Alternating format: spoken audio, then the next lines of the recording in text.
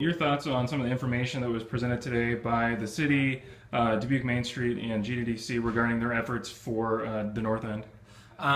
Very exciting. I think it's exciting that the work that they want to do. I think the purpose of them being here today at the commission was for us to get a good idea of what they're doing and to make sure that we are watching out for the underserved population in that area, to make sure that their needs are going to be met, they're going to be, well taken care of, and just look out for them.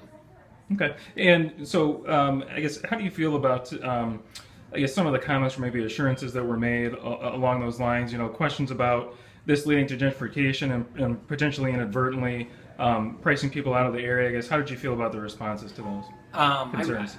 I appreciated their responses, and I think what Marie said and Dan and along with Rick was the fact that they wanted to make sure they were focusing their efforts on what the community needs. They wanted to reach out to the community.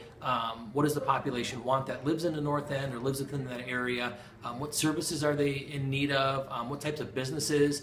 And I got the feeling that they were looking for that, and they want to watch out to make sure they're serving that community.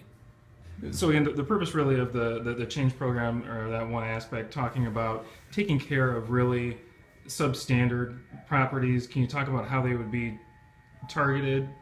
Well, first of all, the majority of landlords in this town are phenomenal investors, and they care deeply about their community and their property, and they do a great job of maintaining it, and they're good landlords. There's a handful of folks that are a blight in our community. You can drive down the street and you see these properties. First of all, anyone that's not a licensed rental unit, those properties shouldn't be rented. Anyone that has a license and it is not a safe place for the tenant to be, that needs to be addressed. The city rightly passed the International Building Code earlier this year.